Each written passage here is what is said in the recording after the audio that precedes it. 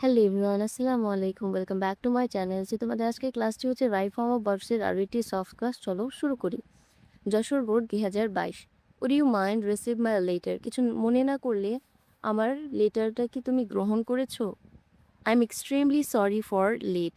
আমি খুবই দুঃখিত এত লেট হচ্ছে এই লেটারটা সেন্ড করার জন্য। ঠিক আছে, I am extremely sorry for হচ্ছে প্রিপোজিশন। আমরা জানি প্রিপোজিশনের পরে আইএনজি হয় ভার্বের সঙ্গে, তাহলে এখানে বি আছে, বি এর সঙ্গে আইএনজি, এটা হবে বিইং লেট।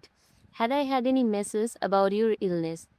আমি তোমার ইলনেস সম্পর্কে তোমাকে মেসেজ দিতে চেয়েছিলাম। I visit you, I would have visited you. এখানে কি হবে? উড হ্যাভ, যে পাস্টের কোনো ভবিষ্যৎ বোঝালে সেটা হচ্ছে উড হয় সেখানে। আর এটা হচ্ছে হ্যাভ কখন হয়? আমরা জানি হ্যাভ তখনই হবে যখন কিনা প্রেজেন্ট পারফেক্ট টেন্স হবে। ঠিক আছে, তাহলে এখানে হবে I would have visited you. Believe me, আমাকে বিশ্বাস করো।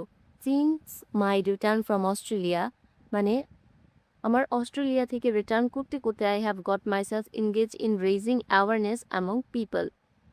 যে কী হয়েছে? আমি নিজেকে জড়িত করছি। কোথায় জড়িত করছে? যেখানে হচ্ছে মানুষের মধ্যে সচেতনতা তৈরির জন্য, তাদের মেয়েদেরকে স্কুলে যে পাঠাবে সেই বিষয়ে সচেতনতা তৈরির জন্য আমি নিজেকে জড়িত করেছিলাম। ঠিক আছে, এখানে সেটা বলছে।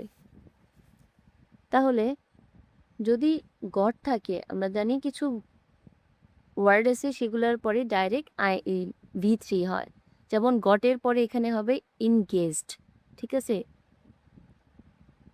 ইনগেজড হবে, V3 হয়ে যাবে। এই গট থাকলে ওগুলার পরে যে ভার্ব আসবে ওগুলো হচ্ছে V3 হয়ে যাবে।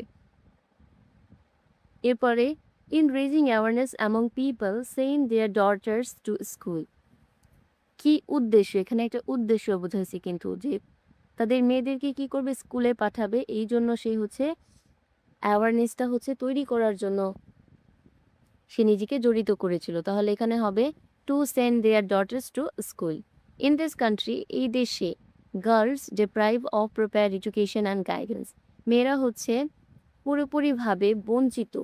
ঠিক আছে, এডুকেশন এবং গাইডেন্স থেকে। তাহলে এখানে হবে গার্লস আর ডিপ্রাইভড, কারণ তারা নিজেরা বঞ্চিত হয়নি, তাদেরকে বঞ্চিত করা হয়েছে। Due to lack of education, এডুকেশনের যে অভাবটার কারণে, they not know what they need, তারা জানে না তারা কি করবে। ঠিক আছে, বা তারা জানে না তাদের কি প্রয়োজন। They don't know, they don't know what they.